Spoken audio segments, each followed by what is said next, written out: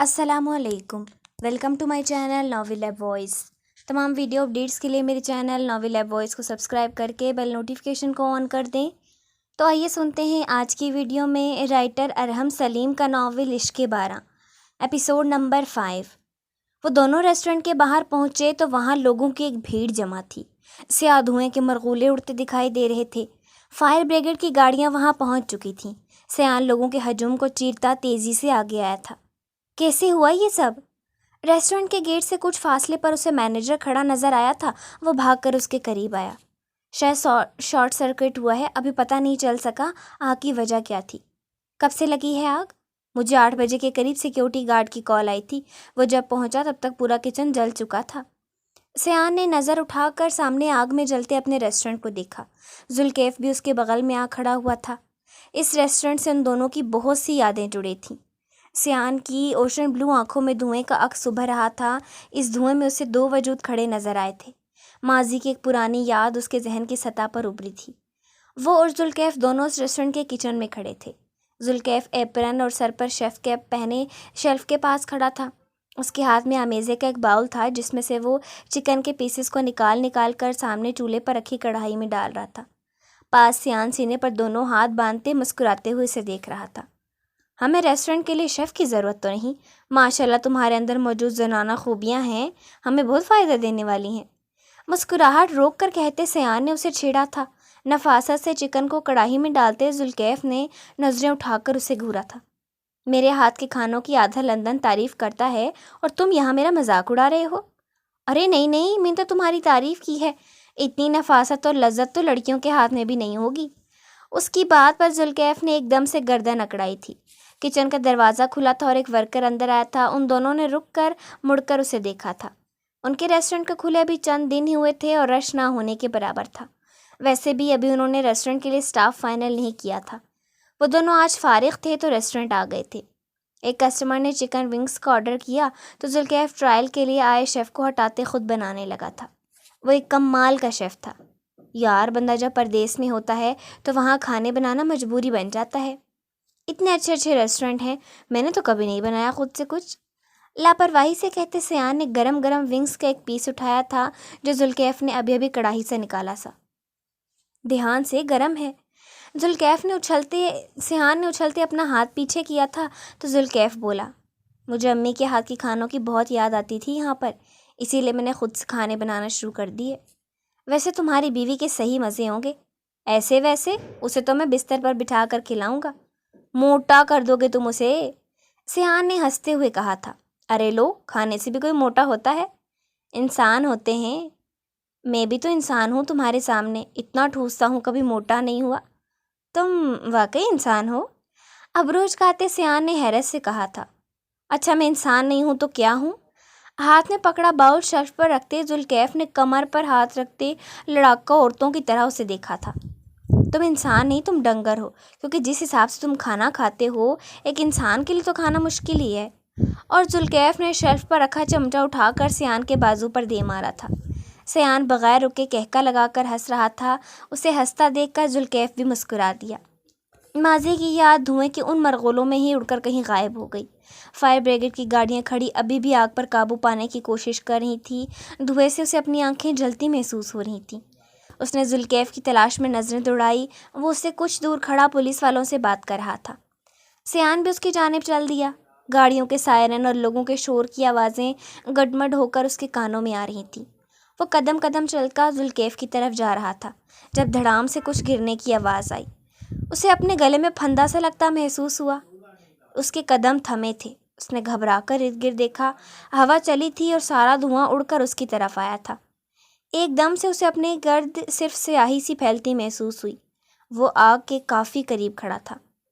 آنکھیں بے انتہا جلنے لگی تھی۔ اس نے ذوالکیف کی تلاش میں نظریں دوڑائیں لیکن ہر طرف صرف دھواں ہی دھواں تھا۔ سیان نے اس کا نام پکارنا چاہا جب اسے احساس ہوا کہ وہ سانس ہی نہیں لے رہا تھا۔ اس نے سانس لینے کی کوشش کی لیکن اسے اپنے گلے میں کچھ پھنستا ہوا محسوس ہوا۔ گلے پر ہاتھ رکھتے وہ زمین پر گھٹنوں کے بل بیٹھا تھا۔ دھواں ابھی بھی چاروں طرف پھیلا۔ اس کا دم گھٹنے لگا اور جلن کی وجہ سے آنکھوں سے آنسو بہنے لگے۔ اس نے ایک بار پھر ذوالکیف کا نام پکارنا چاہا لیکن ندارت۔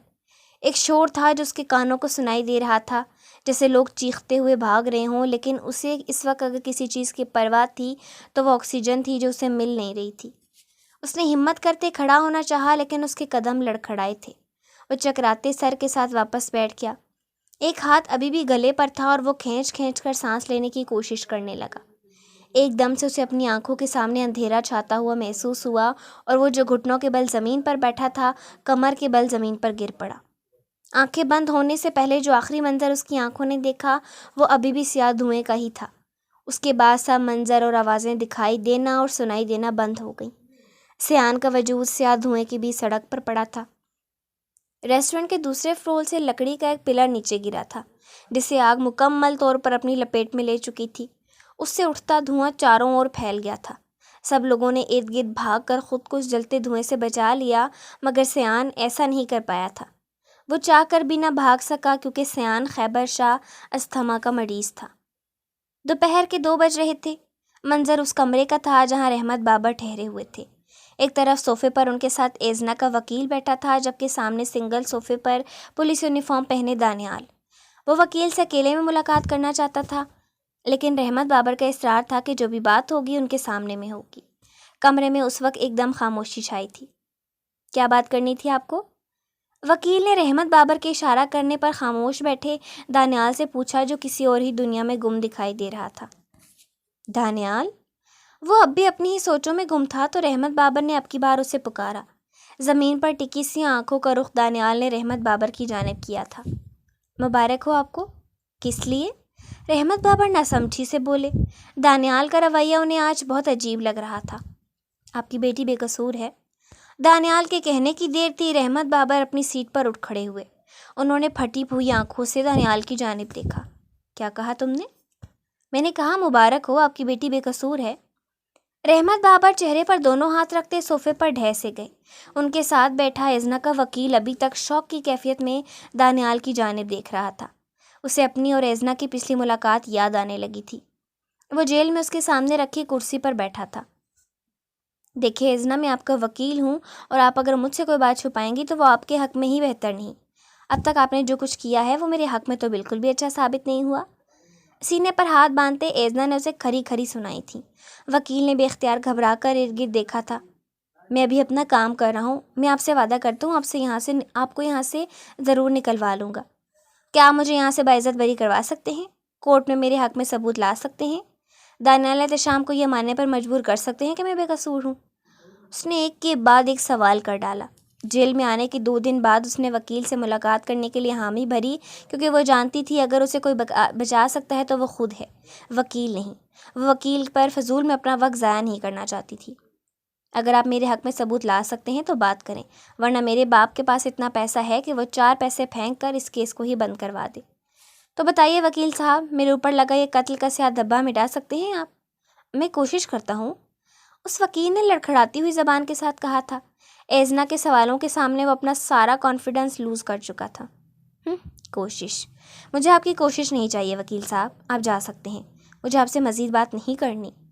لیکن جب تک آپ میرے سے بات نہیں کریں گی میں یہ کیس سولو کیسے کروں گا؟ جب آپ کو اس بات پر یقین ہی نہیں کہ آپ یہ کیس سولو کر سکتے ہیں تو میں کیوں آپ پر وقت ضائع کروں؟ لیکن کچھ نہیں، آپ یہاں سے جا سکتے ہیں، مجھے کسی وکیل کی ضرورت نہیں ہے۔ ایزنا نے بے رخی سے کہتے اپنا چہرہ دوسری جانب موڑ لیا۔ اس کے انداز پر وہ وکیل منہ میں ہی بڑبڑانے باہر آ گیا تھا۔ جیل میں بیٹھ کر بھی سمیع آدی کی اکڑ نہیں گئی۔ دیکھتا ہوں یہ کیسے میری مدد کے بغیر خود کو بے قصور ثابت کرتی ہے۔ اور اب وہ پورے 4 دن بعد دانیال کے سامنے منہ کھولے بیٹھا تھا۔ ایزنا نے واقعی خود کو بے قصور ثابت کر دیا تھا۔ اس نے اپنے کیس کے متعلق وکیل کو ایک لفظ کی معلومات بھی نہیں دی، لیکن یہ بات دانیال نہیں جانتا تھا، اسی لیے وہ یہ بات بتانے سیدھا اس کے پاس آیا تھا۔ تمہیں یہ کیسے معلوم پڑا؟ وکیل نے پوچھا۔ اس کی حیرت کسی صورت کم نہیں ہو رہی تھی۔ مجھے ایزنا نے سب خود بتایا ہے اور میں نے کیس کو غور سے اسٹڈی کیا ہے۔ وہ جو کہہ رہی ہے سچ ہے۔ کیا آپ نہیں جانتے اس بارے میں؟ آخر میں اس نے شکی نظروں سے وکیل کی جانب دیکھا۔ ایک گلٹی بن کر اس کے گلے میں معدوم ہوئی تھی۔ وہ دانیال کے سامنے خود کو بے عزت نہیں کر سکتا تھا کہ اس کے کلائنٹ نے اسے کچھ نہیں بتایا۔ نہیں، میں سب جانتا تھا، پہلے دن سے جانتا تھا کہ ایزنا بے قصور ہے۔ بس میں ثبوت کی تلاش میں تھا جنہیں ڈھونڈنے میں یقیناً میں بہت جلد کامیاب ہو جانے والا تھا، لیکن اب آپ کو سب معلوم پڑ گیا ہے تو اس نے قصہ ادھورا چھوڑتے ہوئے کندھے اچکا دیے۔ ایزنا بے قصور ہے، مطلب وہ جیل سے باعزت بری ہو جائے گی؟ رحمت بابا نے دانیال کی جانب دیکھا تھا۔ میں سب تکلیف کے لیے معذرت کرنے آیا تھا جو میں نے آپ کو اور ایزنا کو پہنچائی۔ میری بیٹی کب تک گھر چلی جائے گی؟ اس کی معافی کو اگنور کرتے رحمت بابر بولے تھے۔ آج ہی، آپ انہیں آج ہی لے جا سکتے ہیں۔ لیکن میڈیا، اس کا کیا کریں گے آپ؟ کیا پہلے کی طرح انہیں بھی ثبوت فراہم کریں گے؟ وکیل نے یہ سوال داغا تو چند پل کے لیے دانیال خاموش ہو گیا۔ وہ وکیل کی چال سمجھ نہیں پایا تھا جس نے اندر کی بات جاننے کے لیے یہ سوال کیا تھا۔ اصل بات جاننے کے لیے تو وہ بھی مرے جا رہا تھا۔ وہ میرا مسئلہ ہے، میڈیا کو کیسے سنبھالنا ہے میں دیکھ لوں گا۔ فی الحال آپ مجھے معاف کر دیں کہ میں نے آپ کو اور آپ کے گھر والوں کو اتنی تکلیف پہنچائی ہے۔ چند لمحے سوچنے کے بعد دانیال پھر سے رحمت بابر سے مخاطب ہوا۔ وکیل اس کے بعد گھما دینے پر دانت کچکچا کر رہ گیا۔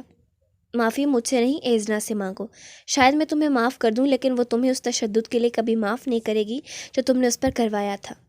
میں نے کچھ بھی جان بوجھ کر نہیں کیا تھا، میں صرف اپنا فرض پورا کر رہا تھا۔ دانیال نے ندامت سے چہرہ جھکاتے کہا۔ شرمندگی اس کے ایک ایک نقش سے ٹپک رہی تھی۔ نہیں دانیال، تم اپنا فرض پورا نہیں کر رہے تھے، تم اپنی وہ بھڑاس نکال رہے تھے جو ایک عرصے سے تمہارے اندر موجود تھی۔ میں سمجھا نہیں۔ دانیال نے ناسمجھی سے انہیں دیکھا۔ وہ بڑھاس جو تمہارے اندر جمع تھی کہ امیر زادے ہمیشہ پیسے کا استعمال کر کے خود کو بے قصور ثابت کر لیتے ہیں۔ تم نے ان سب امیر لوگوں کا بدلہ میری بے قصور بیٹی سے لیا تھا۔ لیکن دانیال، کبھی کبھی امیر زادے بھی بے قصور نکل آتے ہیں۔ دانیال کا دل چاہا ابھی زمین پھٹے اور وہ اس میں سما جائے۔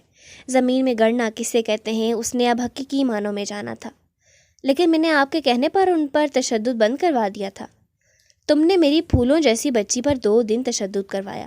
تشدد بھی ایسا جو جرم ثابت ہونے کے بعد بھی نہ کیا جائے، اور اس سے بھی بڑھ کر تم نے مجھے اس سے ملنے نہیں دیا، کیونکہ تم جانتے تھے ایک بار میں نے اس سے مل لیا تو میں تمہاری اس حرکت کے خلاف سخت ایکشن لوں گا۔ مجھے معاف کر دیں۔ اس جملے کے علاوہ اور کوئی جملہ نہیں تھا جو جواب کے طور پر اس کے ذہن میں آیا ہو۔ معافی مجھ سے نہیں، ایزنا سے مانگو۔ ان سے مانگ چکا ہوں، اور یقیناً اس نے تمہیں معاف نہیں کیا ہوگا۔ دانیال نے ندامت بھری نظریں اٹھا کر رحمت بابر کی جانب دیکھا تھا۔ وہ اس وقت ایک سیاست دان، ایک نواب نہیں بلکہ ایک باپ بن رہے تھے۔ صرف ایک باپ جس کی اولاد کو تکلیف پہنچانے والا شخص ان کے سامنے بیٹھا ان سے معافی مانگ رہا تھا۔ میں اپنی بیٹی کی رگ رگ سے واقف ہوں دانیال، وہ تم سے نفرت کرتی ہے، وہ مر جائے گی تو میں معاف نہیں کرے گی۔ میری بیٹی بہت انا پرست ہے اور تم نے اس کی انا کو ٹھیس پہنچائی ہے، تم نے اس کے وقار، اس کی عزت کو ٹھیس پہنچائی ہے۔ تم اس پر جیل کا کالا دھبا لگانے کی وجہ بنے ہو، وہ تمہیں کبھی معاف نہیں کرے گی۔ وہ کمرے سے نکل آیا تھا۔ کوریڈور سے گزرتے اس کے قدم لفٹ کی جانب تھے۔ رحمت بابر کے الفاظ ابھی بھی اس کے ذہن میں گونج رہے تھے۔ وہ تمہیں کبھی معاف نہیں کرے گی، اور جو تم نے بات کی میرے گھر والوں کی، تو میری بیوی 3 دن سے ہسپتال میں ہے۔ میں اس سے ملنے نہیں جا رہا کیونکہ وہ ایزنا کے متعلق مجھ سے سوال کرے گی اور مجھ میں ہمت نہیں اس کا سامنا کرنے کی۔ میں شاید تمہیں معاف کر بھی دوں لیکن ایزنا اور میرے گھر والے وہ کبھی نہیں کریں گے۔ تکلیف ہی تکلیف تھی جو اسے اپنے پورے وجود میں محسوس ہو رہی تھی۔ لفٹ کے دروازے کے سامنے رکتے اس نے بٹن دبایا تھا۔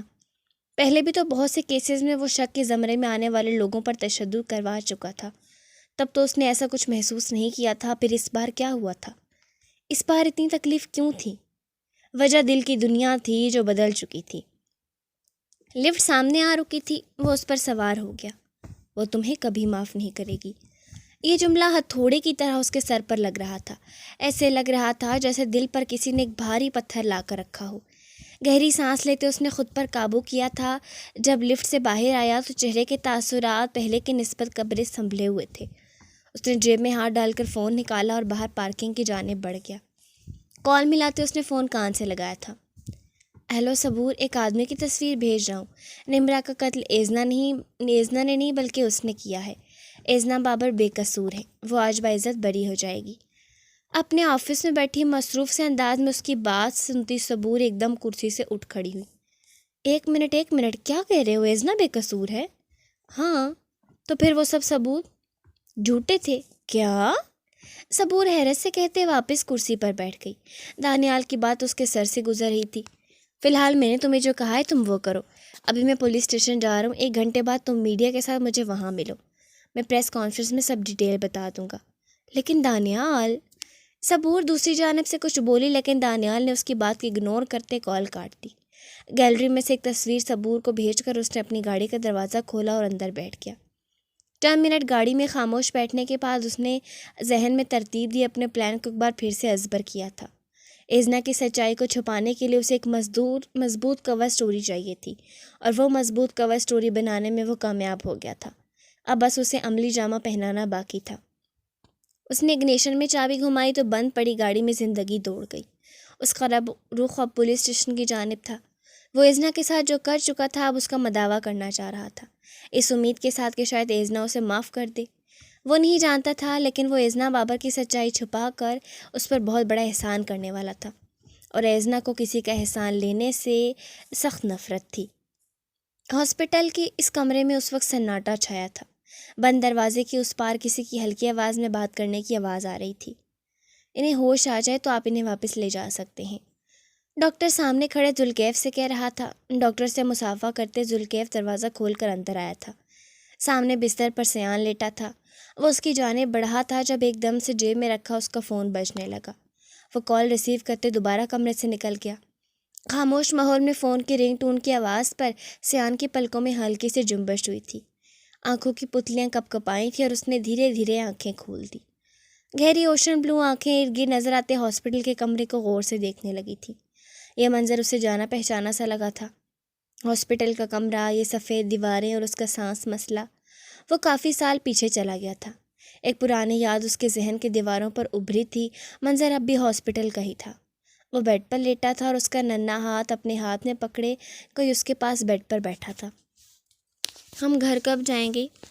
چہرے پر بے پناہ معصومیت لیے سیان نے ساتھ لیٹے اپنے باپ کی طرف دیکھا تھا۔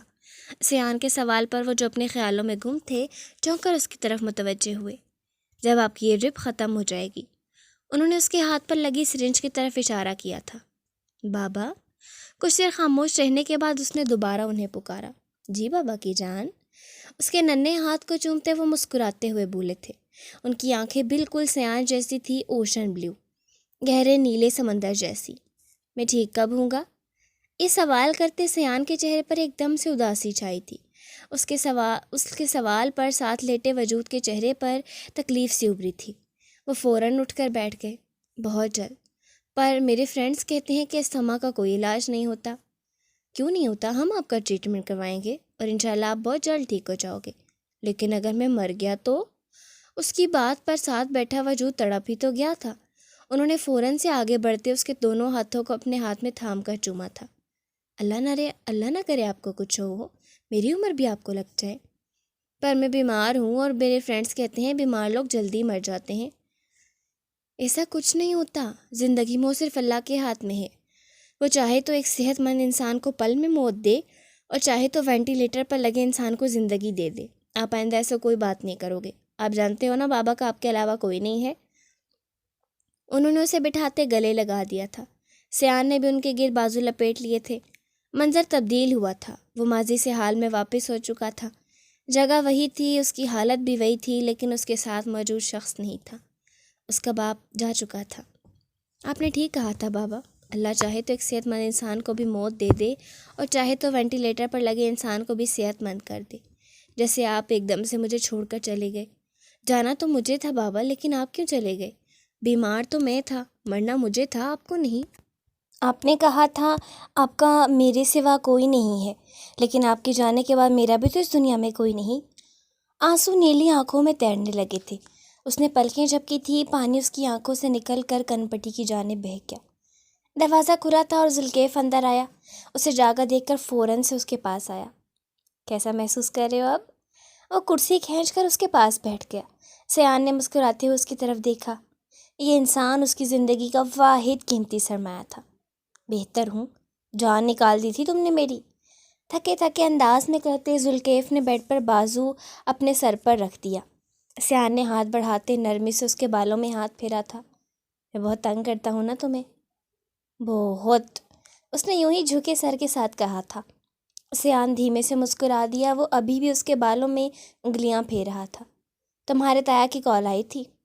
کچھ یاد آنے پر ذوالکیف نے سر اٹھاتے اس کی جانب دیکھا تھا۔ کیا کہہ رہے تھے؟ ریسٹورنٹ کا پوچھ رہے تھے، اور یقیناً تم نے انہیں میری حالت کے بارے میں بھی بتا دیا ہوگا۔ ہاں، تم باز نہیں آؤ گے نا؟ سیان نے اسے گھور کر دیکھا تھا۔ سیان، وہ تمہارے تایا ہیں، تمہاری فکر کرتے ہیں۔ مجھے کسی کی فکر کی ضرورت نہیں، میں اپنا خیال خود رکھ سکتا ہوں۔ دیکھ لیا ہے میں نے کتنا خیال رکھ سکتا ہوں۔ مجھے کسی کی فکر کی ضرورت نہیں، میں اپنا خیال خود رکھ سکتا ہوں۔ دیکھ لیا ہے میں نے کتنا خیال رکھ سکتے ہو تم اپنا۔ بہرحال تمہیں انہیں میرے بارے میں نہیں بتانا چاہیے تھا۔ ذوالکیف نے گہری سانس لیتے اس کی طرف دیکھا۔ اسے سمجھانا مشکل تھا۔ وہ آئیں گے شام میں۔ کون؟ سیان نے چونک کر اسے دیکھا تھا۔ تمہارے تایا اور تائی۔ کس لیے؟ تم سے ملنے؟ مجھے کسی سے ملنا نہیں ہے، انہیں منع کر دو۔ سیان، ذوالکیف ذرا برہمی سے بولا تھا۔ سیان نے بے بسی بھری نظروں سے اس کی طرف دیکھا تھا۔ تم جانتے ہو نا مجھے ان سے مل کر کتنی تکلیف ہوتی ہے۔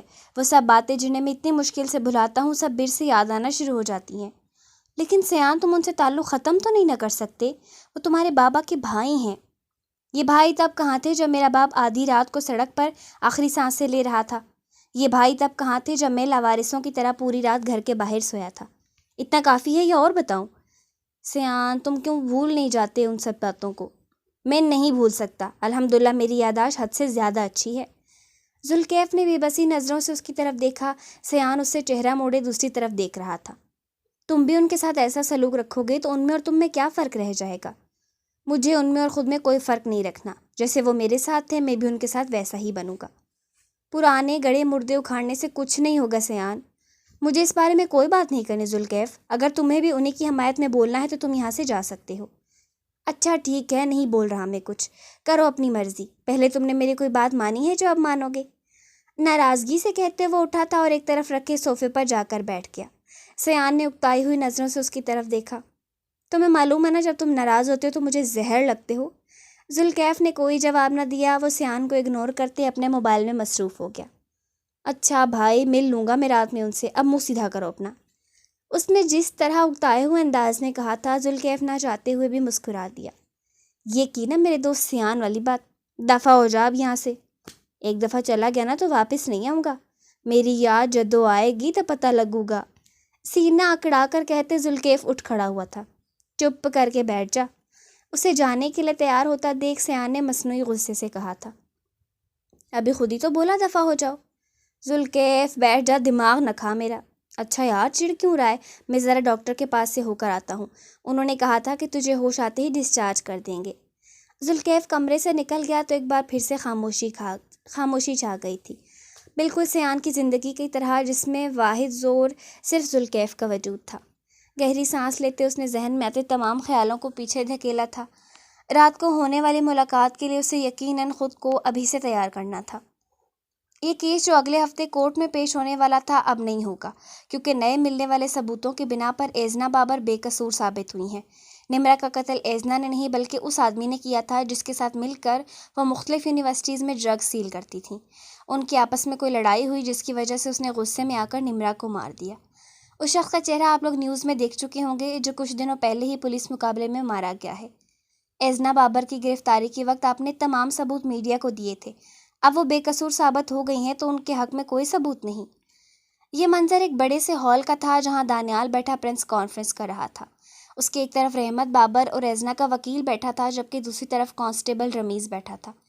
ہال کھچا کھچ رپورٹر سے بھرا تھا اور ہر کوئی اس کی بات غور سے سن رہا تھا۔ جس آدمی نے قتل کیا تھا وہ چونکہ اب زندہ نہیں تو اس کا بیان تو ہم آپ کو نہیں دے سکتے، لیکن ہمارے پاس کچھ ایسے ثبوت ہیں جو اس بات کو واضح طور پر ثابت کرتے ہیں کہ وہ قاتل ہے، ایزنا نہیں۔ آپ ایزنا بابر کی گرفتاری کے وقت بھی اسی طرح پر یقین تھے کہ وہی قاتل ہیں؟ کہیں ایسا تو نہیں آپ پہلے کی طرح یہ آدھی ادھوری معلومات کی بنا پر فیصلہ کر رہے ہیں؟ ایک اور رپورٹر نے سوال کیا تھا۔ میں نے جتنا اس کیس کو اسٹڈی کیا ہے مجھے معلوم ہوا ہے کہ یہ کیس کوئی عام کیس نہیں۔ وہ گروہ جس کے ساتھ نمرا منسلک تھی ملک میں اور بھی بہت سی غیر قانونی اور غیر انسانی سرگرمیاں کروانے کا ذمہ دار ہے۔ نمرا کا قتل ہمیں اس گروپ تک لے گیا تھا اور پھر ہمیں معلوم ہوا کہ یہ معاملہ یونیورسٹی کی کسی چھوٹی موٹی لڑائی کا نہیں بلکہ ایک بہت بڑے مافیا کا ہے۔ اس مافیا کے ایک بندے نے ہی نمرا کو قتل کیا تھا، اور اگر آپ میں سے کوئی یہ سمجھ رہا ہے کہ نمرا بے قصور تھی تو میں آپ کو پہلے ہی بتاتا چلوں کہ وہ بہت سی جانیں لینے کا سبب بنی ہے۔ وہ اس مافیا کی اہم رکن تھی اور اس کی موت نے اس مافیا کی سرگرمیوں کو بہت بری طرح افیکٹ کیا ہے۔ یہی وجہ ہے کہ حفیظ نامی یہ شخص جو نمرا کا قاتل ہے بہت جلد ہماری نظروں میں آ گیا۔ آپ حفیظ کو ڈھونڈنے میں کیسے کامیاب ہوئے اور ملک میں پھیلے اس مافیا کو پکڑنے کے لیے آپ لوگ کیا ایکشن کرنے والے ہیں؟ اس مافیا نے مختلف ہوٹلز اور یونیورسٹیز میں اپنے اڈے بنا رکھے ہیں۔ ہم اس کیس کو لے کر سرچ آپریشنز کر رہے تھے جس کے دوران ہم اس شخص تک پہنچے، اور رہی بات مافیا کو پکڑنے کی تو یہ معاملہ پولیس کے ہاتھ سے نکل کر رینجر کی طرف چلا گیا ہے۔ ہمارا کام یہیں تک تھا۔ آپ کو ایسا کون سا ثبوت مل گیا جس پر آپ نے حفیظ کو نمرا کا قاتل قرار دیا؟ سرچ آپریشن کے دوران ہمیں حفیظ کے کمرے سے کچھ چیزیں ملی ہیں۔ نمرا کی موت گلا دبانے کی وجہ سے ہوئی تھی۔ یہ کیبل کی تار۔ اس نے سامنے ٹیبل پر رکھے ایویڈنس بیگ کو اٹھا کر اونچا کیا۔ اندر سیاہ رنگ کی ایک تار تھی۔ اس تار پر نمرا کا ڈی این اے ملا ہے۔ حفیظ نے اس تار کی مدد سے نمرا کا گلا دبایا تھا۔ لیکن پہلے آپ نے کہا تھا آپ کو نمرا کے کمرے سے کسی قسم کے فنگر پرنٹس نہیں ملے۔ فنگر پرنٹس کی تو بات ہی نہیں کی میں نے۔ حفیظ نے قتل کرتے وقت یقیناً گلوز پہنے تھے، جس کی وجہ سے پورے کمرے میں کہیں بھی اس کے فنگر پرنٹس نہیں، لیکن اس تار سے ہی نمرا کا گلا دبایا گیا ہے۔ اس کے علاوہ ہمیں نمرا کے لیپ ٹاپ سے کچھ نوٹس ملے ہیں۔ دانیال نے اپنے پیچھے لگے پروجیکٹر کی طرف اشارہ کیا۔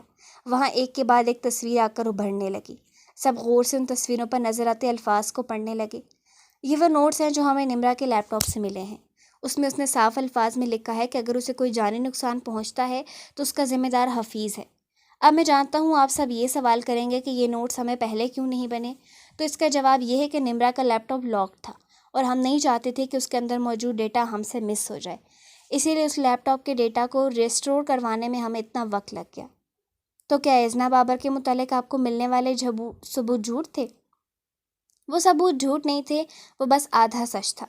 ایذنا نمرا کے ساتھ کلب میں گئی تھی، لیکن ان کا اس قتل سے کوئی تعلق نہیں۔ دانیال آخر کا جملہ کہتے اٹھ کھڑا ہوا تھا۔ میں ایذنا بابر اور رحمت بابر سے آپ سب کے سامنے معافی مانگنا چاہتا ہوں اس تکلیف کے لیے جس سے ان کا خاندان ہماری وجہ سے گزرا۔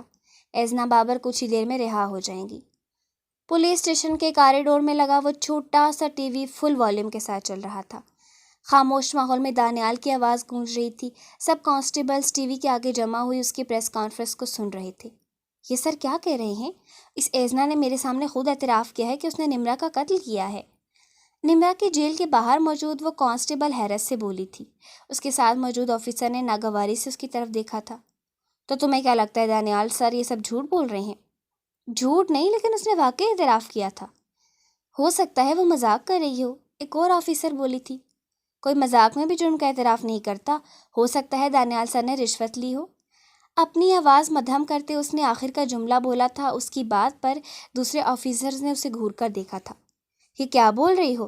تمہیں معلوم ہے دانیال سر ایسے بالکل بھی نہیں ہے، وہ کسی صورت رشوت نہیں لیں گے۔ لیکن یوں اچانک ایک دم سے انہیں اتنے ثبوت کیسے مل گئے؟ کل تک تو کہانی اور تھی، ایک دم سے الٹی گنگا کیسی بہنی شروع ہو گئی؟ وہ ہمارے سینئر ہیں، انہیں ہمارے سے زیادہ اس کیس کے بارے میں معلومات ہیں۔ اندر کی ایسی بہت سی باتیں ہیں جو ہمیں نہیں معلوم۔ یہ تو تم صحیح کہہ رہے ہو، لیکن مجھے اب تک ایک بات سمجھ نہیں آ رہی۔ کون سی بات؟ کہ سر کو ایک دم سے اتنے سارے ثبوت کیسے مل گئے؟ پہلے ان کے ہاتھ کچھ نہیں آ رہا تھا اور اب ایک دم سے۔ ہو سکتا ہے وہ سب ثبوت اکٹھے کر کے ہی کوئی بات کرنا چاہ رہے ہیں۔ تم دیکھ نہیں رہی اس بار کے ثبوت کتنے سچے ہیں۔ ہو سکتا ہے وہ خاموشی سے اس پر کام کر رہے ہوں تاکہ ایک ہی بار سب کے منہ بند کر سکیں۔ یہ تو تم ٹھیک کہہ رہے ہو۔ چلو جو بھی ہو، اس امیر زادی سے تو ہماری جان چھوٹے گی، اس کا تو نخرہ ہی نہیں مان۔ ہاں تم تو کچھ زیادہ ہی تنگ آئی ہو اس سے۔ ہنستے ہوئے دوسرے آفیسرز نے اسے چھیڑا تھا۔ وہ چڑھتے ہوئے بولی، اور نہیں تو کیا، آج دوپہر میں مجھے کہہ رہی تھی میں یہاں سے بھاگ جاؤں گی۔ مذاق کر رہی ہوگی، وہ قتل کا اعتراف کرنے والی بات بھی اس نے مذاق میں ہی کہی ہوگی۔ ہاں مجھے بھی یہی لگ رہا۔ اب ان کی مدھم آوازیں کوریڈور کے آخر میں بنے بنچ پر بیٹھی ایذنا کو صاف سنائی دے رہی تھیں، جو اس انتظار میں تھی کہ آج اسے یہاں سے بھگایا جائے گا۔ دانیال کے اس قدم سے حیرانی تو رہ گئی تھی، نہ جانے وہ کہاں سے ایک دم سے ثبوت لے آیا تھا۔ اسے کچھ دیر پہلے دانیال کے فون کرنے پر جیل سے نکال گیا تھا۔ وہ رہا ہو گئی تھی، لیکن دانیال کے اس قدم نے اسے الجھا کر رکھ دیا تھا۔ وہ سمجھنے سے قاصر تھی وہ کرنا کیا چاہ رہا ہے۔ وہ اس کی ساری پریس کانفرنس سن چکی تھی اور جس طرح اس نے ہر بات کو کور کیا وہ حیران ہی تو رہ گئی تھی۔ اس نے سوچ لیا تھا اسے اس سب کے بارے میں دانیال سے ایک لمبی گفتگو کرنی ہے۔ رات کے 7 بج رہے تھے۔ دانیال کی گاڑی رحمت بابر کی گاڑی کے ساتھ پولیس اسٹیشن کے احاطے میں آ کر رکی تھی۔ پولیس یونیفارم پہنے دانیال سب سے پہلے باہر نکلا تھا۔ سنجیدہ چہرہ لیے اس نے قدم اپنے آفس کی جانب بڑھائے۔ رحمت بابر، وکیل اور چند آفیسرز کے ساتھ اس کے پیچھے آئے تھے۔ ایذنا کو بلا لائیں۔ آفس میں داخل ہوتے ہی اس نے راشدہ سے کہا۔ وہ سر ہلاتی باہر چلی گئی تو دانیال قدم قدم چلتا ٹیبل تک آیا اور اپنی کرسی سنبھال لی۔ سر پر رکھی ٹوپی اتار کر ٹیبل پہ رکھی اور ڈراور سے ایک فائل نکال کر اس پر دستخط کرنے لگا۔ رحمت بابر اس کے ٹیبل کے برابر رکھی کرسی پر آ بیٹھے تھے۔ ان سے دستخط کروا لو، دروازے کے پاس کھڑے کانسٹیبل سے کہتے دانیال نے فائل کو ان کی طرف بڑھایا تھا۔ اس کانسٹیبل نے آگے آ کر وہ فائل تھام لی اور رحمت بابر سے دستخط کروانے لگا۔ یہ ایزنا کی رہائی کی فائل تھی۔ اتنے میں دروازہ کھلا اور راشدہ کے ساتھ ایزنا اندر آئی تھی۔ گلابی سوٹ پہنے اس کی حالت کافی نکھری سی تھی، لیکن چہرے پر ایک بے چینی سی تھی۔ دانیال نے نظریں اٹھا کر اسے دیکھا، جو الجھی ہوئی نظروں سے اس کی جانب دیکھ رہی تھی۔ اس کی آنکھوں کی الجھن پر دانیال بے اختیار مسکرایا تھا۔ دانیال کی مسکراہٹ نے ایزنا کے ماتھے پر بل ڈال دیے تھے۔ وہ اسے نظریں موڑتی رحمت بابر کی طرف بڑھی، جو فائل پر سر جھکائے دستخط کر رہے تھے۔ بابا، اس کے پکارنے کی دیر تھی۔ رحمت بابر قلم چھوڑتے اٹھ کھڑے ہوئے، اسے اپنے مقابل کر کے اس کے دونوں ہاتھوں کو اپنے ہاتھوں میں لے کر چوما اور پھر اسے گلے لگا لیا۔ ایزنا، میرے بچے، کیسی ہو تم؟ اس کے چہرے کو ہاتھوں کے پیالوں میں بھرتے رحمت بابر نے اس کا ماتھا چوما تھا۔ ایزنا آسودگی سے مسکرا دی تو سب کچھ واقعی میں ٹھیک ہو گیا تھا۔ میں ٹھیک ہوں، آپ کیسے ہیں؟ ماں کیسی ہے اور ریحام؟ اس نے بے چینی سے پوچھا۔ وہ جان چکی تھی کہ اس کی گرفتاری نے اس کی ماں کی صحت پر کتنے برے اثرات چھوڑے ہیں۔ میں ٹھیک ہوں، پر تمہاری ماں ٹھیک نہیں ہے، لیکن اب تم اس سے ملو گی نا تو وہ بالکل ٹھیک ہو جائے گی۔ کیا ہوا ہے ماں کو؟ کچھ نہیں، میں اس دن کے بعد سے گھر نہیں گیا۔ آپ ایک ہفتے سے گھر نہیں گئے؟ اس کے انداز میں حیرت ہی حیرت تھی۔ سب خاموش کھڑے باپ بیٹی کی گفتگو سن رہے تھے۔ تمہیں لیے بغیر میں کیسے اس کا سامنا کرتا؟ ایزنا نے غمگین نظروں سے اپنے باپ کو دیکھا تھا۔ کتنا مجبور کر دیا تھا اس نے اپنے باپ کو۔ اب تمہارے ساتھ جاؤں گا، اسے بتایا ہے نا تم آ رہی ہو، تو وہ پھولے نہیں سما رہی۔ ایزنا ان کی بات پر دھیمے سے ہنستی۔ ایزنا، دانیال نے اسے پکارا تھا۔ ایزنا نے سنجیدہ نظروں سے اس کی طرف دیکھا تھا۔ نہ جانے کیوں اس بار اس کا نام لینے میں کچھ الگ تھا جو ایزنا کو محسوس ہوا تھا۔ دانیال سنجیدہ چہرے لیکن آنکھوں میں الگ چمک کے ساتھ اس کی طرف دیکھ رہا تھا۔ اس کی نظروں نے بے اختیار ایزنا کو بے چین کیا تھا۔ وہ بغیر کچھ کہے بس اس کی طرف دیکھ رہا تھا، جیسے کوئی اپنی بہت قیمتی چیز کو دیکھتا ہے۔ جی؟ جب وہ کچھ نہ بولا تو ایزنا نے اسے خود پکار لیا تھا۔ دانیال جیسے کسی ٹرانس سے باہر آیا تھا۔ یہ اس فائل پر آپ کے دستخط چاہیے۔ سامنے ٹیبل پر رکھے اس فائل کی جانب اشارہ کرتے دانیال نے کہا تھا۔ ایزنا سر ہلاتے آگے آئی اور وکیل کے بتانے پر جھک کر فائل پر دستخط کرنے لگی۔ سر جھکانے کی وجہ سے کچھ گنگریالی لٹیں اس کے دوپٹے کے نیچے سے پھسل کر باہر آئی تھیں۔ پلکیں جھکائے وہ فائل پر دستخط کر رہی تھی۔ ناک میں پہنی ہیرے کی لونگ چمک کر مدھم ہوئی تھی۔ وہ ہیرے کی لونگ اس پر اتنی خوبصورت لگتی تھی جیسے اندھیرے آسمان پر چمکتا ہوا وہ اکلوتا تارا ہو جو بقایا سب کے تاروں کو مدھم کر دیتا ہے۔ ایزنا دستخط کر کے سیدھی ہوئی تو دانیال نے بے اختیار اس سے نظریں چرائی تھیں۔ کچھ تھا جو اندر تک اسے اپنے دل میں دھنستا محسوس ہوا تھا، شاید یہ احساس کہ آج کے بعد وہ دوبارہ اس چہرے کو نہیں دیکھ پائے گا۔ ایزنا واپس رحمت بابر کے ساتھ جا کھڑی ہو گئی۔ دانیال، اب ہمیں اجازت دو۔ رحمت بابر نے مسافر کے لیے ہاتھ آگے بڑھایا۔ دانیال نے مسکراتے ہوئے ان کا ہاتھ تھام لیا۔ نظر ان کے چہرے سے ہوتے پیچھے کھڑی ایزنا کی طرف گئی جو اس کی جانب متوجہ نہیں تھی۔ تمہیں مجھے کبھی بھی کسی قسم کی مدد کی ضرورت ہو تو بلا جھجک مجھ سے رابطہ کر سکتے ہو۔ مجھے تمہاری مدد کر کے بہت خوشی ہوگی۔ دانیال نے مسکرا کر کہتے پھر سے پیچھے کھڑی ایزنا کو دیکھا۔ اس بار ایزنا نے بھی نظریں موڑ کر اسے دیکھا۔ ایک کی آنکھوں میں الجھن تھی تو دوسرے کی آنکھوں میں کوئی قیمتی چیز چھن جانے کا دکھ۔ چلو ایزنا، اسے اپنے باہوں کے گھیرے میں لیتے رحمت بابر دانیال کے کمرے سے نکل گئے۔ پیچھے دانیال گرنے کے سے انداز میں کرسی پر بیٹھ گیا۔ مجھے کچھ دیر کے لیے اکیلا چھوڑ دو، کمرے میں موجود دوسرے آفیسر سے دانیال نے کہا تھا۔ وہ سب اسے سیلیوٹ کرتے ایک ایک کر کے کمرے سے نکل گئے۔ دانیال خاموش بیٹھا سامنے نظر آتے کسی غیر مرئی نقطے کو دیکھ رہا تھا۔ اس کی کرسی ہولے ہولے جھول رہی تھی۔ نیلی جینس پر کالی ہڈی پہنے وہ ابھی ابھی شاور لے کر نکلا تھا۔ تولیے سے بالوں کو رگڑتے وہ شیشے کے سامنے آ کھڑا ہوا تھا۔ تولیے کو ایک طرف پھینکتے اس نے ہیئر ڈرائر اٹھایا تھا اور اس کا پلگ لگاتے بالوں کو سکھانے لگا۔ تقریباً 5 منٹ بعد وہ کنگھی پکڑے اب اپنے بالوں کو سلجھا رہا تھا۔ نیلی آنکھوں کی پلکیں ابھی بھی ہلکی ہلکی نم تھی۔ دفعتاً باہر کے دروازے کی بیل بجی تھی۔ اس نے گہری سانس لیتے شیشے میں نظر آتے اپنے عکس پر نظر ڈالی۔ وہ ہڈی کا دیوانہ تھا اور اس پر جچتی بھی بہت تھی۔ بالوں میں ہاتھ پھیرتے وہ باہر آیا اور لاؤنج سے ہوتے مین دروازے تک ڈور ناب پر ہاتھ رکھتے وہ چند پل رک کر اپنے ہاتھوں کو دیکھتا رہا۔ میں اپنے بیٹی کی خوشی میں ہرگز اسے برداشت نہیں کروں گی۔ یہ منحوس انسان پہلے اپنی ماں کو کھا گیا، پھر اپنے باپ کو۔ آپ نے اسے یہاں بھی بلا لیا تاکہ یہ میرے بیٹے کی خوشی تباہ کر دے۔ اس نے آنکھیں بند کرتے خود کو پرسکون کیا تھا۔ الفاظ ہتھوڑے کی طرح اس کے ذہن میں گونجنے لگے تھے۔ اس نے خود پر ضبط کرتے دروازہ کھولا تو سامنے اس کے تایا اور تائی کھڑے تھے۔ اس کے تایا مسکراتے ہوئے آگے آئے اور اسے گلے لگا لیا۔ السلام علیکم، کیسے ہو تم؟ سیان نے تلخ مسکراہٹ چہرے پر سجائے ان کی طرف دیکھا تھا، پھر پیچھے کھڑی اپنی تائی کو۔ اندر آ جائیں۔ وہ ایک طرف ہوا تو دونوں اندر آ گئے۔ کیسے ہو سیان بیٹا؟ مسکراتے ہوئے اب اس کی تائی نے پوچھا۔ ان کے انداز پر سیان بس گہری سانس لے کر رہ گیا۔ بیٹھے آپ لوگ۔ اس نے ایک دفعہ بھی دونوں کو اپنے حال سے آگاہ نہیں کیا تھا۔ میں تو ذوالکیف پر اتنا غصہ ہوا تھا کہ اس نے مجھے بتایا کیوں نہیں تمہاری حالت کا۔ مجھے معلوم ہوتا تو میں فوراً سے پہلے تمہارے پاس پہنچتا۔ صوفے پر بیٹھتے اس کی تایا نے کہا تھا۔ جی، یک لفظی جواب دیتے سیان اس کے قریب رکھے صوفے پر بیٹھ گیا۔ زیادہ نقصان تو نہیں ہوا ریسٹورنٹ کا؟ نہیں، پھر سے یک لفظی جواب آیا تھا۔ اس کے انداز پر اس کی تائی نے آنکھیں گھمائی تھی۔ طبیعت کیسی ہے اب تمہاری؟ بہتر ہے۔ اس کے روکھے انداز پر اس کے تایا تائی نے بے اختیار ایک دوسرے کو دیکھا تھا۔ ایک پل کے لیے وہاں خاموشی چھا گئی۔ میں آپ کے لیے کچھ لاتا ہوں۔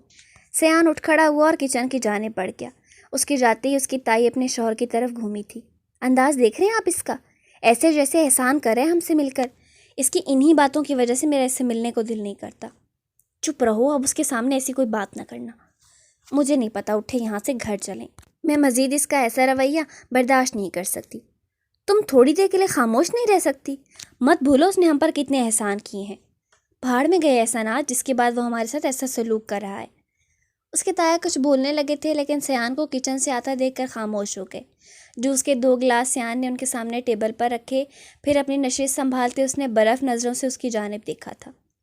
میں تو اتنا پریشان تھا تمہارے لیے، بس کچھ کام تھے ان کی وجہ سے میں لیٹ ہو گیا، ورنہ میرا دل چاہ رہا تھا فوراً سے آ کر تم سے ملوں۔ بہت شکریہ آپ کا میرا اتنا خیال کرنے کے لیے۔ اس کے انداز میں موجود چبھن کو اس کے تایا نے تو نہیں لیکن اس کی تائی نے ضرور محسوس کیا تھا۔ مجھے تم سے ایک اور بہت ضروری بات کرنی تھی۔ جھک کر جوس کا گلاس اٹھاتے اس کے تایا نے کہا تھا۔ ان کی بات سن کر اس کی تائی ہولے سے مسکرائی تھیں اور یہ مسکراہٹ سیان کو حد سے زیادہ چبھی تھی۔ مطلب جو بات اس کے تایا کرنے والے تھے وہ اس کی تائی کے مطلب کی تھی۔ تمہیں نہیں لگتا تمہیں شادی کر لینی چاہیے؟ جوس کا ایک سپ لیتے اس کے تایا نے کہا تھا۔ سیان نے ماتھے پر بل لیے ان کی طرف دیکھا۔ ایک دم سے ان کا شادی کی بات کرنا اسے سمجھ میں نہیں آیا تھا۔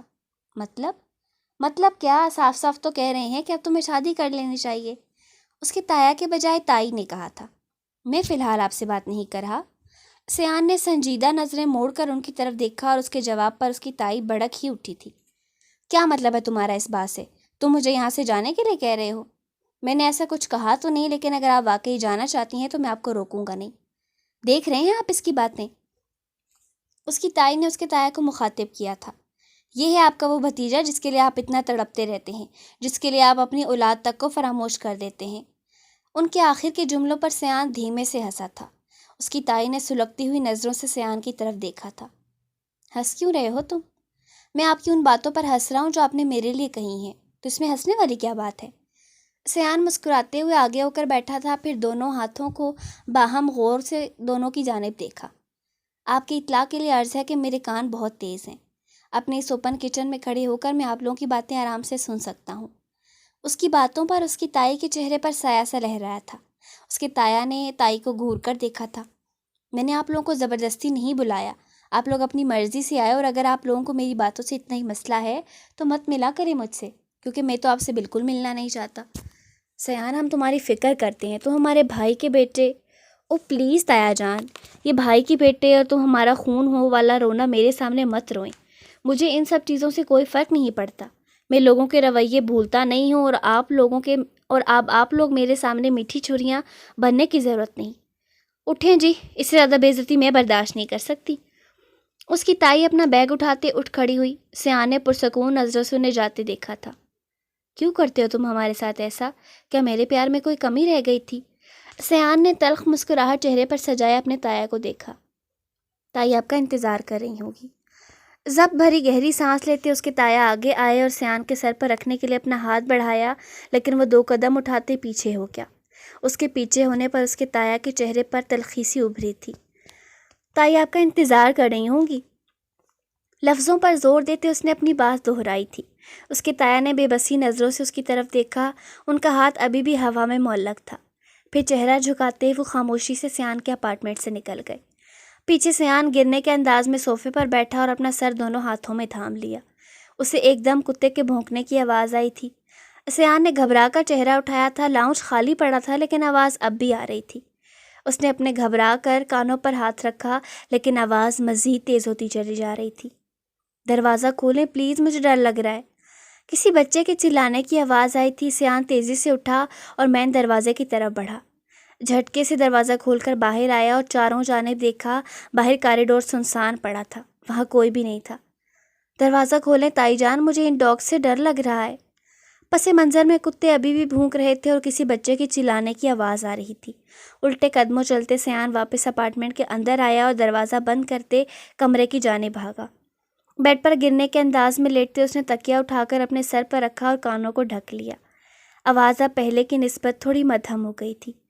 باہر رات قطرہ قطرہ گزرنے لگی اور اندر وہ بیڈ پر لیٹا ایک بار پھر سے اپنے ماضی کی یادوں سے جنگ لڑ رہا تھا۔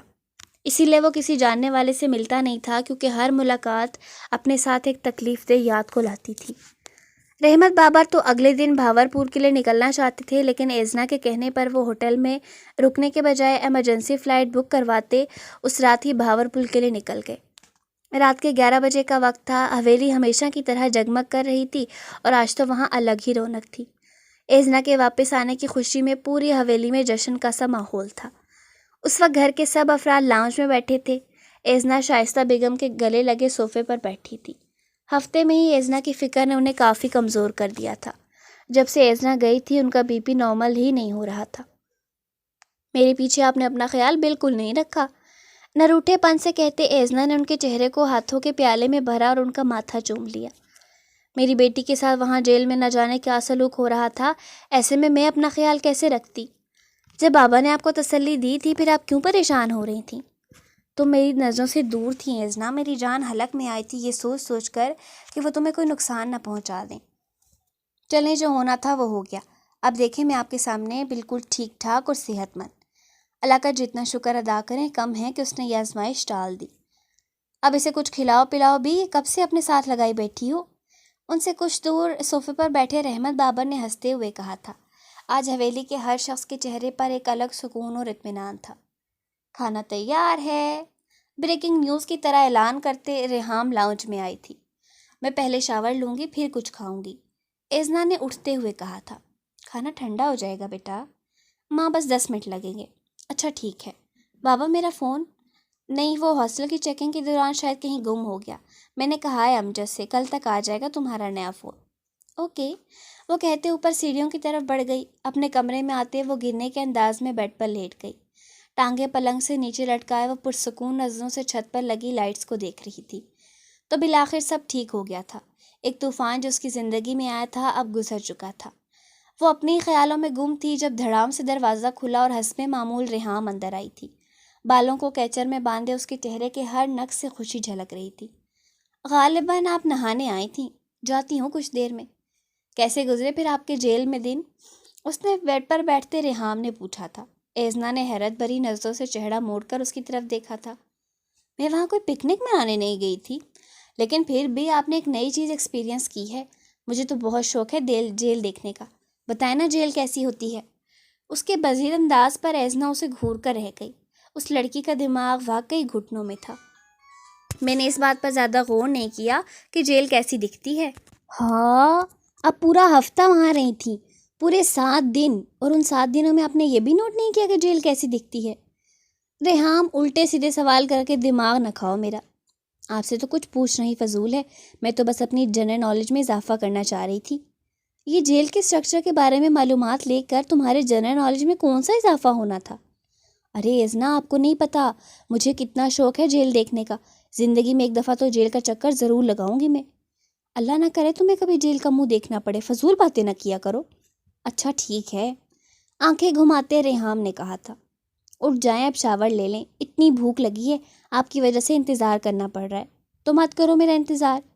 ایزنا بیڈ سے اٹھ کھڑی ہوئی، اس کے قدم وارڈروب کی جانب تھے۔ ارے آپ میری پیاری سی بہن، اتنا پروٹوکول تو آپ کو دے ہی سکتی ہوں کہ آپ ریحام کے ساتھ کھانا کھائیں۔ گردن اکڑاتے اس نے فخر سے کہا تھا۔ اس کے انداز پر ایزنا دھیرے سے ہنس دی، پھر وارڈروب میں سے کپڑے نکالتے واش روم میں بند ہو گئی۔ پیچھے ریحام بھی خاموشی سے اٹھی اور کمرے سے باہر آ گئی۔ ناشتے کی ٹیبل پر اس وقت سب افراد موجود تھے۔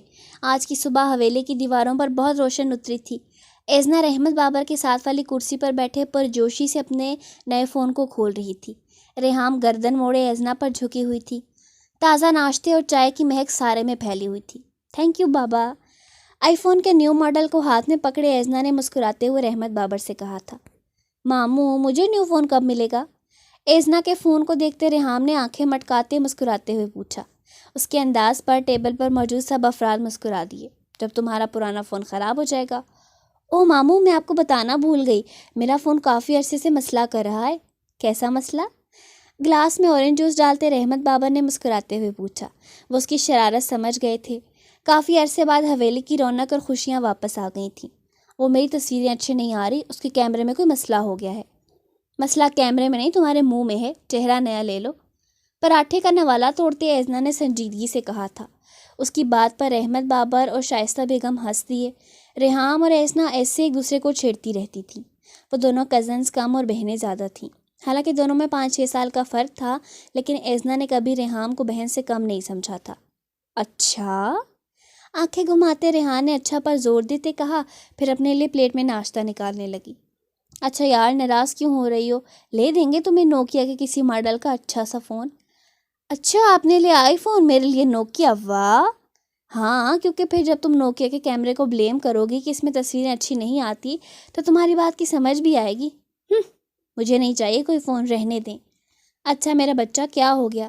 میں کہتا ہوں اجمل سے کل تمہیں نیا فون لا دے گا، تم اپنا پرانا فون اسے دے دینا، اس کی جگہ تمہیں نیا لا دے گا۔ اب خوش؟ اس کا منہ بنتا دیکھ رحمت بابر فوراً سے بولے۔ ریحام کا چہرہ ایک دم سے کھل اٹھا تھا۔ تھینک یو سو مچ مامو جان، وہ خوشی سے اچھلتے ہوئے بولی۔ اچھا چلو اب ناشتہ کر لو۔ ٹیبل پر موجود سب افراد اب ناشتہ کرنے میں مصروف ہو گئے تھے۔ میں نے آج دانیال کو ڈنر پر بلوایا ہے، رحمت بابر ایک دم سے بولے تھے۔ ان کی بات پر منہ کو جاتا ایزنا کا ہاتھ ہوا میں معلق ہو گیا تھا۔ اسے کیوں بلوایا؟ آپ جانتے نہیں اس نے ہماری بیٹی کے ساتھ کیسا سلوک کیا ہے؟ شائستہ بیگم کے انداز میں دانیال کے لیے واضح ناپسندیدگی تھی۔ ریحام اور ایزنا دونوں نے چونک کر انہیں دیکھا تھا۔ شائستہ بیگم کے لہجے میں کسی کے لیے ایسی تلخی انہوں نے پہلی دفعہ محسوس کی تھی۔ اس نے تب جو کچھ کیا وہ ایک پولیس آفیسر ہونے کے ناطے اس کا فرض تھا، لیکن یہ مت بھولو کہ ایزنا کو جیل سے نکلوانے میں اس نے میری کتنی مدد کی ہے۔ لیکن میں نہیں چاہتی آپ اسے یہاں بلوائیں۔ دانیال بہت کام کا آدمی ہے شائستہ، میں اس کے ساتھ تعلق بگاڑنا نہیں چاہتا۔ ایزنا بیٹا، تمہیں تو کوئی مسئلہ نہیں ہے نا؟ نہیں بابا، ایزنا نے سر ہلاتے کہا تھا۔ وہ ویسے بھی دانیال سے بات کرنا چاہتی تھی، لیکن اسے سمجھ نہیں آ رہا تھا کیسے کرے۔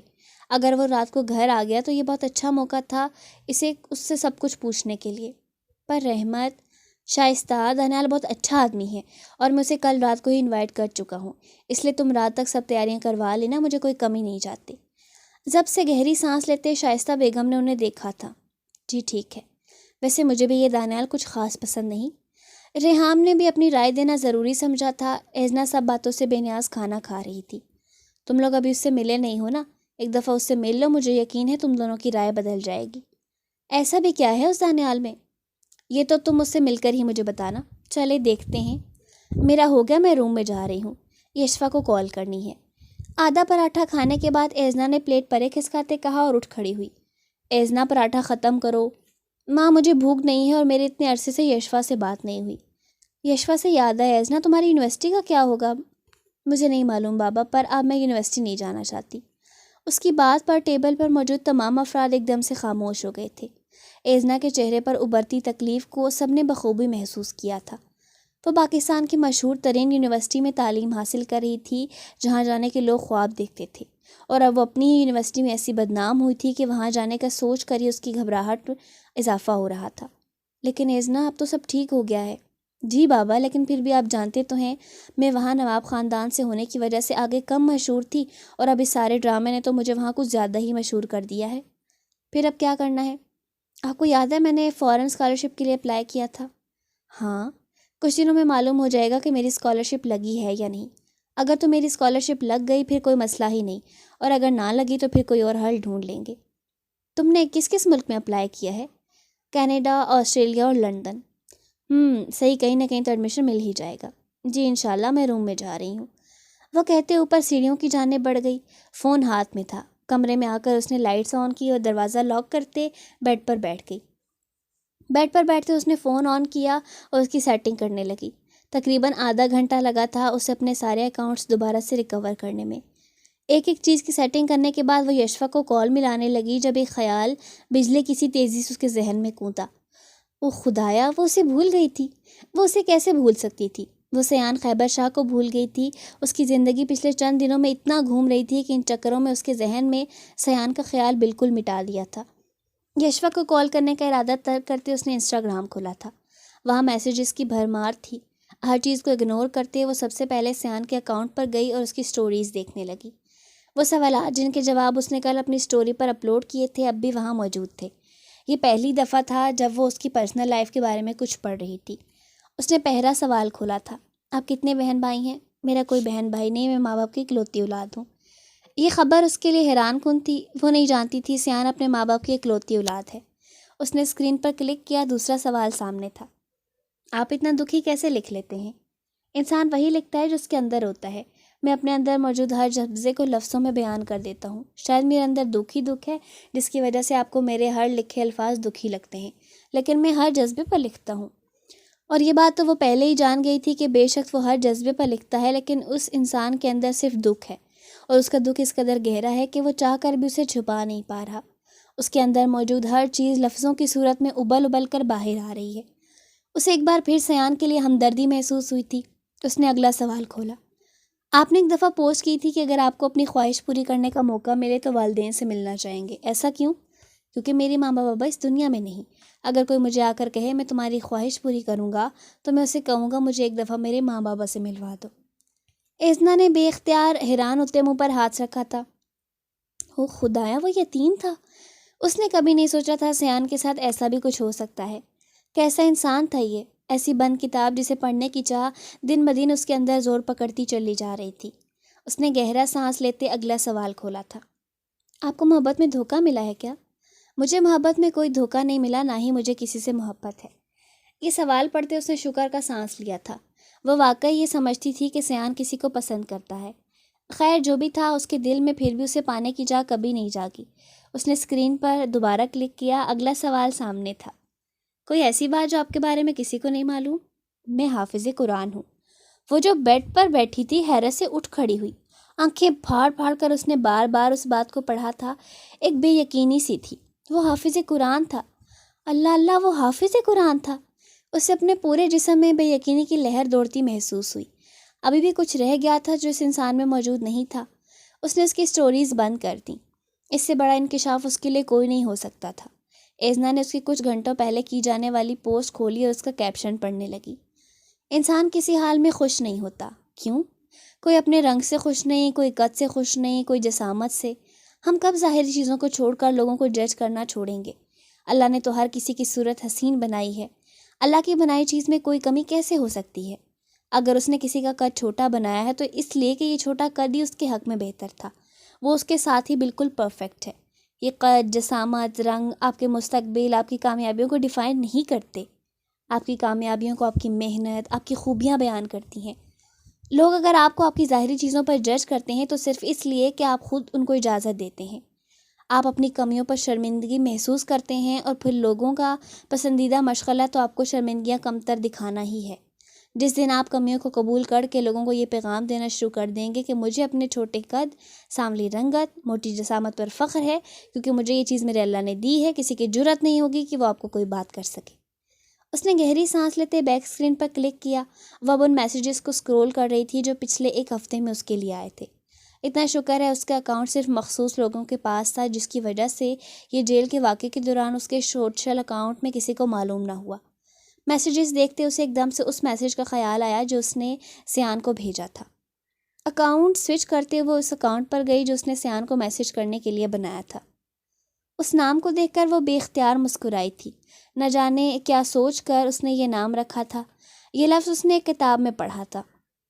اس کتاب کا ہیرو ہیروئن کو جو خط لکھتا تھا اس کے نیچے اپنا یہ نام بتاتا تھا، تمہارا گمنام عاشق۔ اسے ایک عجیب سی کشش محسوس ہوتی تھی اس لفظ سے۔ اس لفظ کو پڑھ کر پہلا خیال اس کے ذہن میں سیان کا آتا تھا۔ وہ ہلکی سی مسکراہٹ کے ساتھ اس اکاؤنٹ کی ڈیٹیل کو دیکھ رہی تھی جب اس کے ہاتھ پاؤں ایک دم سے شل ہوئے تھے۔ وہ آنکھیں پھاڑے اسکرین کو دیکھ رہی تھی۔ سیان کو بھیجے گئے میسج کا جواب آ گیا تھا۔ اس نے نہیں سوچا تھا اسے کبھی سیان کی طرف سے کوئی جواب موصول ہوگا۔ وہ ساکت بیٹھی اسکرین کو دیکھ رہی تھی، دل زور زور سے دھک دھک کر رہا تھا۔ اس کی ہمت نہ ہو رہی تھی کہ میسج کو کھول کر پڑھ سکے۔ اس نے فون کو نیچے بیڈ پر رکھا اور اپنا سر دونوں ہاتھوں میں گرا دیا۔ اس کی نظریں فون کی اسکرین کو گھور رہی تھیں۔ نچلا لب بے چینی سے چباتے اس نے فون کو پھر سے اٹھایا۔ اسکرین پر کلک کرتے اس نے میسج کھولا اور فوراً سے اپنی آنکھیں بند کر لی۔ نہ جانے اس کی طرف سے کیا جواب آیا تھا۔ اب اسکرین پر سیان کا جواب موجود تھا اور ایزنا کی آنکھیں بند تھیں۔ اس نے ایک آنکھ کھولی اور میسج کی طرف دیکھا۔ سب سے اوپر اس کی طرف سے بھیجا گیا میسج تھا، کیا آپ کو معلوم ہے آپ کے لکھے الفاظ پڑھ کے کوئی آپ سے بے پناہ محبت میں مبتلا ہو گیا ہے؟ اس نے تھوک نکلتے دونوں آنکھیں کھولی اور سیان کے جواب کو پڑھا، تو میں اس شخص سے ملنا چاہوں گا۔ اس نے فون بیڈ پر پھینکتے سر پیچھے گرا دیا۔ وہ اس سے ملنے کی خواہش کر رہا تھا، اس کا جواب آ گیا تھا اور وہ اس سے ملنے کی خواہش کر رہا تھا۔ ازنا کا دل چاہا کہ وہ اونچا اونچا چلا کر کائنات میں موجود ہر چیز کو بتائے کہ سیان خیبر شاہ نے اس سے ملنے کی خواہش کی ہے۔ وہ ایک دم کھلکھلا کر ہنس دی۔ اس کا چہرہ چمکنے لگا تھا، ایک عجیب سی رونق تھی جو اس کے چہرے پر نظر آنے لگی تھی۔ مسکراہٹ اس کے ہونٹوں سے جدا نہ ہو رہی تھی۔ نچلا لب ہونٹوں تلے دباتے اس نے دوبارہ سے فون اٹھایا اور لکھنے لگی۔ لندن شہر کی عمارتوں پر ابھی ابھی سورج کی ہلکی ہلکی کرنیں اتری تھیں۔ وہاں صبح کے 5 بج رہے تھے۔ اس خاموش صبح میں جم میں ایکسرسائز کرتے لوگوں کی آمد و رفت تھی۔ ان لوگوں میں وہ بھی تھا۔ سیاہ ٹی شرٹ کے ساتھ سیاہی ٹراؤزر پہنے اس نے بھورے گنگرالے بالوں کو ہیئر بینڈ سے پیچھے کر رکھا تھا۔ اوشن بلو آئیز واضح تھیں، اس کے چہرے پر ہلکے ہلکے پسینے کے قطرے تھے۔ وہ ڈمبل اٹھائے ایکسرسائز کرنے میں مصروف تھا۔